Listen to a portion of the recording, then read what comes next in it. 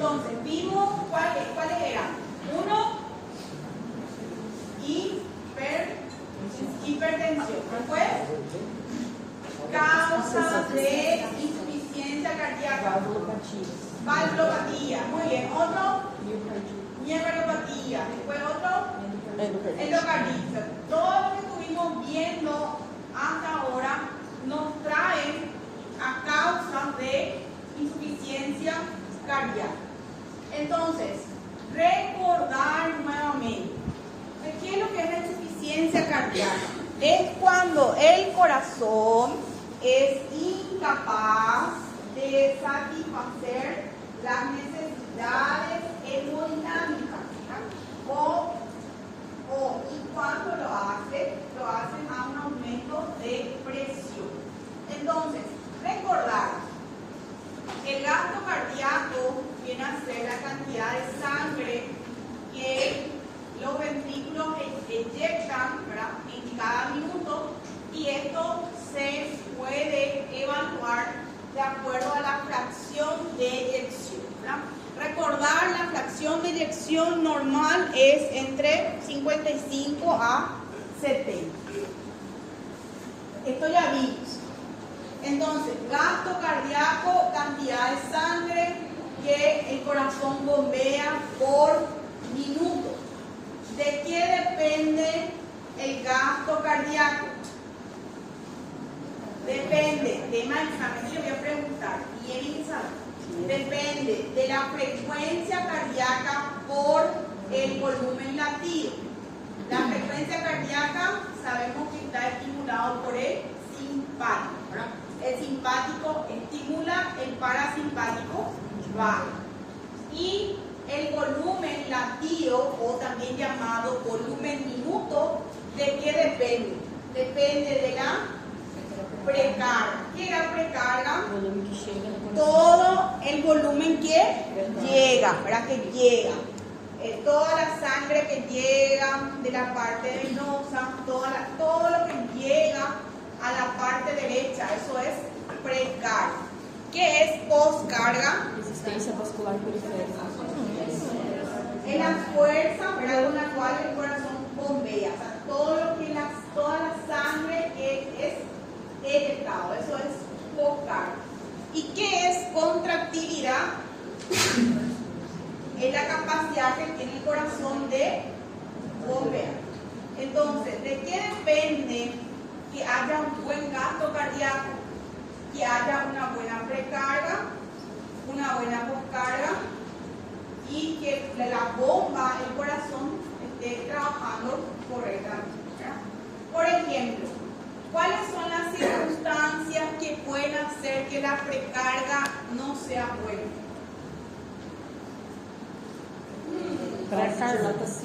Vasodilatación, ¿verdad? Problema de la circulación, bien. Hipotensión. Una hipotensión, entonces la sangre no llega bien, ¿verdad? No está llegando bien. Y postcarga Vasoconstricción. puede ser Un émbolo arterial. una hipertensión muy alta, o acuérdense, si tienen una valvulopatía aórtica, Uma placa, um êmbolo. un émbolo, o que tenga un miocardio muy hipertrófico, entonces la fuerza de contracción va a ser muy elevada, tu postcarga va a ser alta, ¿verdad? ¿Y cuáles son las circunstancias en las que la contractilidad se afecta? Cuando hay un infarto, ¿verdad? Cuando hay un área del corazón que no está funcionando bien, hay un infarto, cuando hay una miocardiopatía dilatada, o sea, cualquier circunstancia que afecte la función de bomba del corazón. Entonces, eso va a hacer que el corazón afecte su contractilidad. Recordar las propiedades, ¿verdad? El vasotropismo es la excitabilidad, el cronotropismo es el automatismo, el dromotropismo es la capacidad que tiene de transmitir los conductos, la conductividad, el impulso nervioso, cardíaco en este caso, y el inotropismo es la contractilidad. Justamente acá lo que estuvimos hablando, ¿verdad? Todo lo que puede hacer que se afecte la precardia. Chicos, yo les voy a preguntar esto ustedes tienen que saber. Tema de examen. Les aviso. Entonces, ¿de qué depende la precardia? Puede haber una frecuencia cardíaca, el retorno venoso, la volemia, como dijo la compañera, ¿verdad? Si el paciente está con un sangrado, tu precardia va a ser bajo. ¿Verdad? Si está con hipotensión, tu precardia va a ser baja. La función auricular y la distensibilidad ventricular. Acá, por ejemplo, tiene que ver también en el caso de lo que vimos ya, si el paciente tiene, por ejemplo, un derrame. Si tiene un derrame, entonces claro, no va a haber tanto líquido, ¿verdad?, alrededor que no va a poder cargarse lo suficiente. Entonces, eso también genera la afectación en la distensibilidad ventricular. La postcarga, acuérdense, la fuerza, ¿verdad?, de contracción, el radio, si es muy pequeño, la estenosis, como vimos, el grosor, si hay una hipertrofia, y la resistencia periférica, y hablamos de la vasoconstricción, por ejemplo. Y acá vemos todo lo que tiene que ver con el inotropismo, o sea, todo lo que puede afectar la contractilidad del corazón.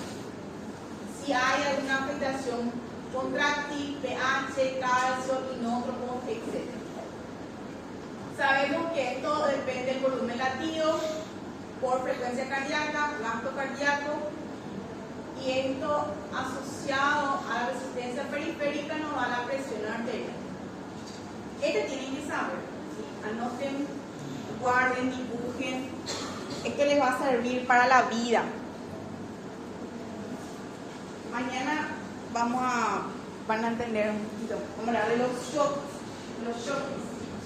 y van a entender por qué es tan importante comprender la fisiopatología. Bueno, entonces hay síndrome clínico, anomalía hereditaria, actividad, síntomas, signos que conducen a una mala calidad de vida. También afecta la parte hospitalaria y menor esperanza de vida. La incidencia es 1 a 5 por 1000 habitantes, duplica cada 10 años. Y acá vemos los síntomas, ¿no? ¿Cuáles son los síntomas de la insuficiencia cardíaca? Icturia o incontinencia nocturna. O sea, el paciente va a referir que se levanta a la noche en varias oportunidades para ir a orinar. Cansancio, deterioro cognitivo, depresión, inquietud, delirio, alteraciones del sueño, caída, pérdida del apetito. ¿Por qué?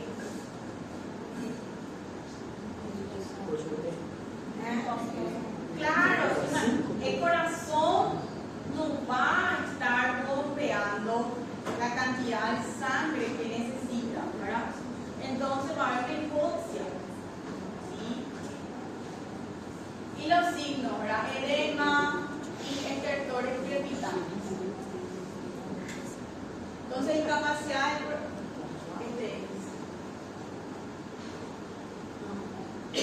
del corazón para bombear suficiente para satisfacer las necesidades metabólicas del organismo, y si lo hace un aumento anormal. Y también se afecta la parte diastólica, ¿verdad? Y acá también pueden ser asociados a otros tipos de shock. O sea, el paciente va a tener disnea, puede haber por una afectación diastólica, también pueden haber asociado a la afectación de las presiones de llenado, ¿verdad? Esto puede ser agudo o puede ser crónico, o sea, el paciente puede venir con una historia brusca, ¿verdad?, de dificultad para respirar, entonces puede llamar un edema agudo de pulmón, o puede venir ya con disnea asociado a signos de hipoperfusión y venir con un shock cardiogénico.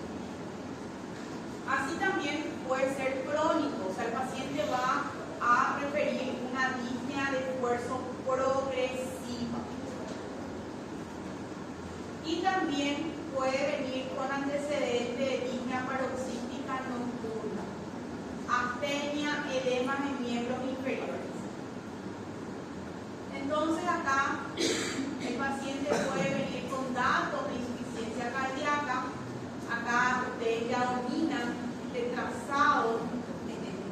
Les voy a poner el electrón y ya le van a decir acá qué llama la atención en este electrón.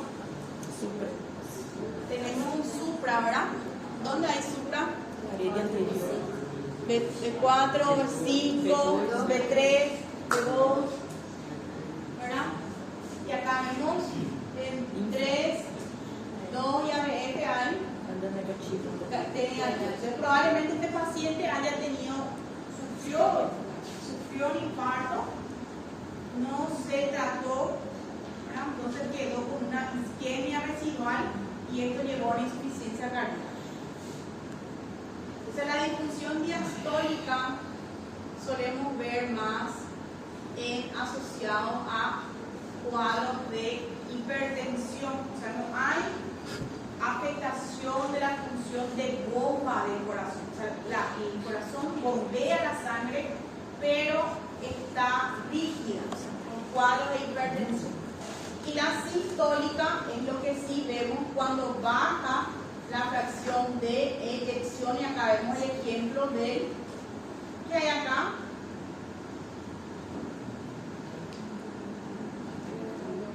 ¿Qué hay?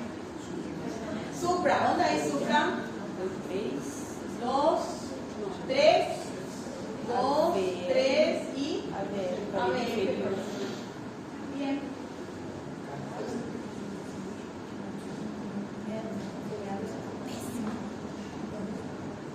Bueno, y como les dije, la diastólica es cuando se afecta la parte de la intensibilidad principalmente.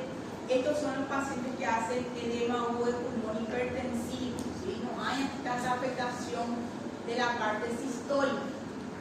Entonces, es más común en mujeres, como les dije, fracción de eyección conservada, también en congestión y cardiomegalia. Agudo, entonces, está más asociado a infarto, hay un aumento brusco de la precarga y poscarga, hay una falla cardíaca principalmente. Después tenemos la forma crónica, que es los pacientes que ya tienen una estructuralidad de base y hacen sus cuadros como reagudizaciones. Entonces, por ejemplo, solemos ver bastante gran paciente que ya tiene una fracción de eyección de 35, 40 y que, por ejemplo, abandona su medicación y vuelve a tener un cuadro agudo, que es una forma.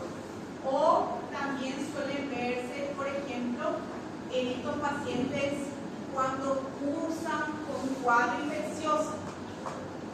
Si es que el paciente ya está medicado, ¿verdad? Y puede tener un cuadro agudo, generalmente hay que descartar alguna infección. Y si no, generalmente asociado a abandono de medicación. Esto también es muy interesante recordar cuando hablamos de la clínica principalmente caracterizada, ¿verdad? Cuando es izquierdo y cuando es derecho. Entonces, acuérdense, el izquierdo, el corazón izquierdo, tenemos la función de bomba. Entonces, el paciente puede tener disnea, intolerancia al ejercicio, puede tener edema agudo, palpitaciones y acuérdense, la bomba está afectado.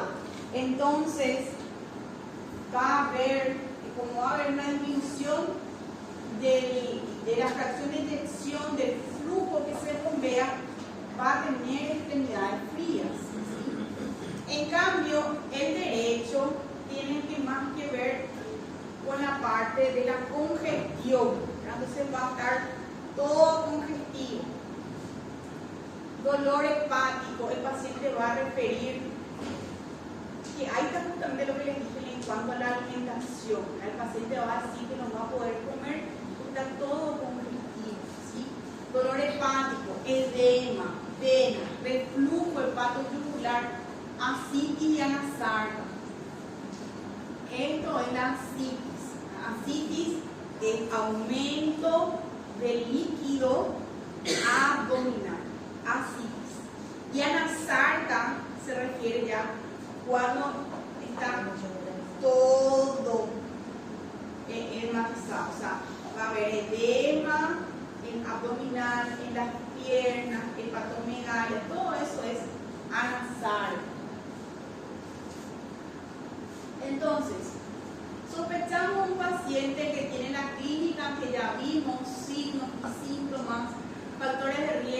es un paciente hipertenso, un paciente diabético, es un paciente que tiene una valvulopatía, es un paciente que tuvo una endocarditis, todo lo que le pudo haber llevado a una insuficiencia cardíaca. El gol estándar se hace con el BNP, que es el péptido natriurético cerebral, que mide básicamente el grado de distensibilidad de los miocardiocitos. Entonces, cuanto más alto es el BNP, quiere decir que más ICC, más grave es la afectación de ese paciente. Después la analítica, hemograma, lipiograma, electrolitos, gasometría. En el electro vamos a ver si hay signos de hipertrofia, vamos a ver signos de isquemia, T negativa, todas las afectaciones relacionadas a una estructuralidad. La radiografía, cardiomegalia, ¿se acuerdan? Si hay signos de derrame, signos de congestión y todo. Y acá en el ecocardio ya vamos a ver cómo está funcionando ese corazón, su fracción de eyección, si tiene valvulopatía, si hay líquido pericárdico, cómo funciona la bomba, etc. Este, chicos, tema de examen. Tienen que saber. Bueno, entonces, la izquierda, acuérdense, bomba. Entonces, el gasto cardíaco va a verse afectado. El paciente va a tener dificultad para actividad física y signos de hipoperfusión asociado a congestión pulmonar. Entonces, va a ver cómo no se va a poder realizar correctamente el intercambio. Entonces, el paciente va a tener signos de cianosis, hipoxia, ¿sí? Y también ahí ya puede haber edema, ya sea todo con esputo o disnea paroxística nocturna. La disnea paroxística nocturna es el paciente que dice que se despierta de madrugada con sensación de falta de aire. Se llama disnea paroxística nocturna, ¿sí? Signo de insuficiencia cardíaca. La parte derecha, como les dije, congestión de los tejidos periféricos, hepático, gastrointestinal y edema. Y acá vemos, ¿verdad? Como les dije, para que un mecanismo compensatorio, ¿verdad? Para poder favorecer o persistir trabajando el corazón, hace retención de agua y sodio para poder mantener la presión de llenado cardíaco y ahí va generando más daño todavía. Por eso es que los medicamentos que utilizamos actúan a este nivel para poder cortar este eje que está trabajando en forma alterada. Bueno, se ve la clínica: fatiga, disnea, hepatalgia, anorexia, ansiedad, pánico. Claro, porque imagínense, ese cerebro va a estar hipoxiado, no va a llegar la suficiente cantidad de oxígeno que requiere. Y afectación renal también. Entonces, la disnea es la clínica principal en estos pacientes: incupitación tubular, aumento de la presión venosa, crepitantes, galope, hepatomegalia, ascitis y signos de bajo D. Entonces, este ya es el peor,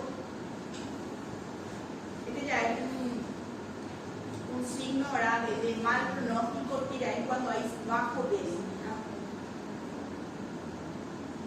Esta sería la incupitación yugular, signo de congestión.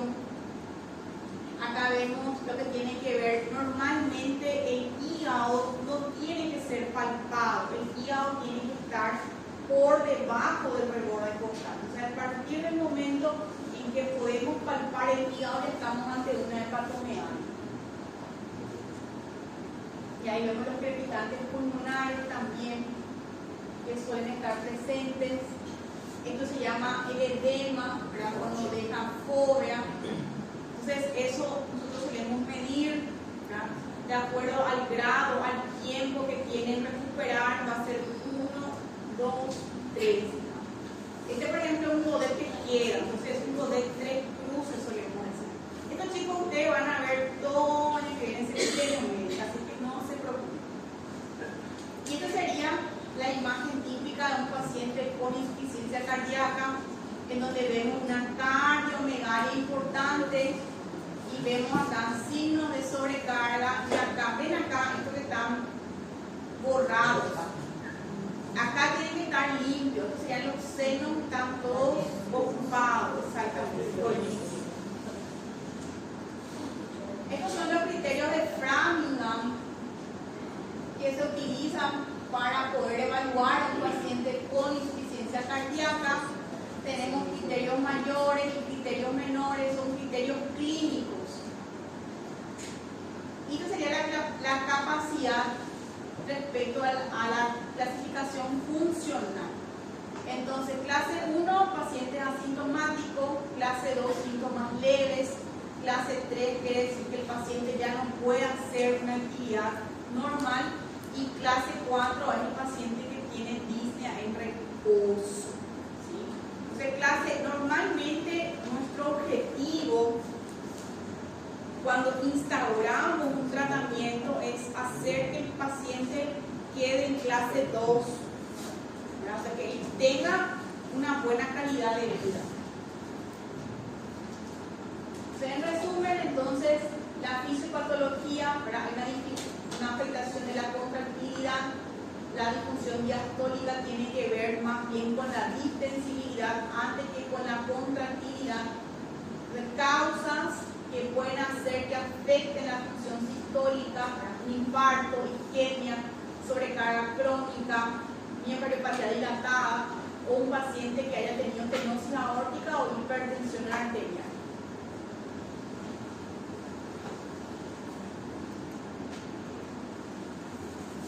Acá las causas de la parte derecha, por ejemplo, el infarto ventriculo derecho o un paciente que haga un tromboembolismo pulmonar.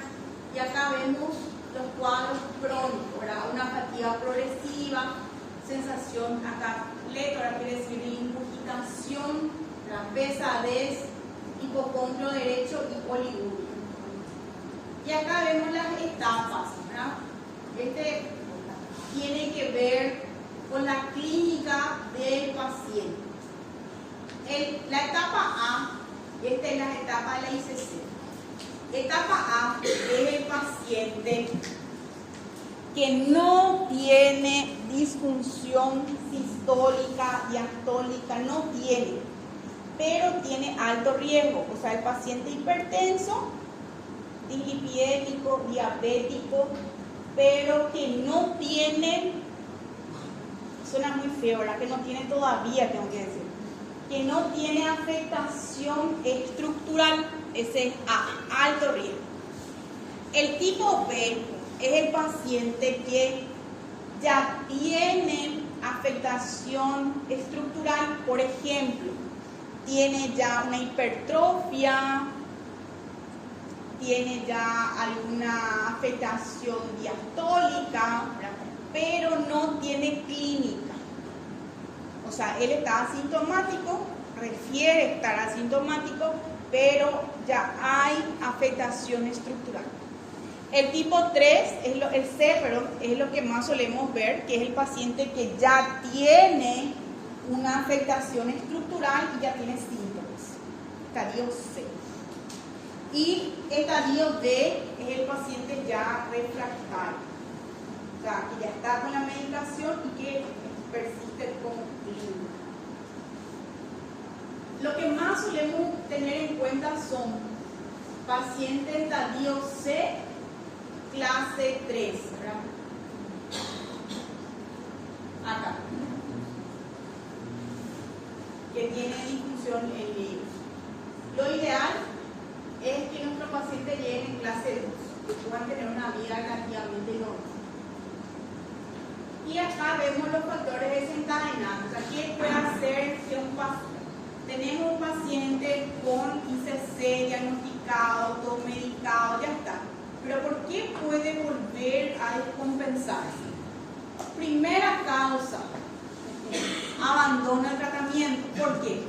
Porque van a ver este año que viene que la medicación para ICC implica una corrección de cada uno de los ejes. Son 4 medicamentos. Entonces muchas veces eso ya es un problema. El paciente tiene dificultad para adherirse, se siente mejor, abandono. después que haya tenido, también caso muy común, una transgresión alimentaria o de alcohol o algún estrés físico, ¿verdad? Después tenemos que esté con alguna arritmia, un cuadro hipertensivo, que padezca un infarto o que su patología valvular esté progresando. Y acá vemos otras causas extracardíacas, de las cuales, como le dije, la más común asociada a infección. Y eso es todo. Ahora sí que llamar.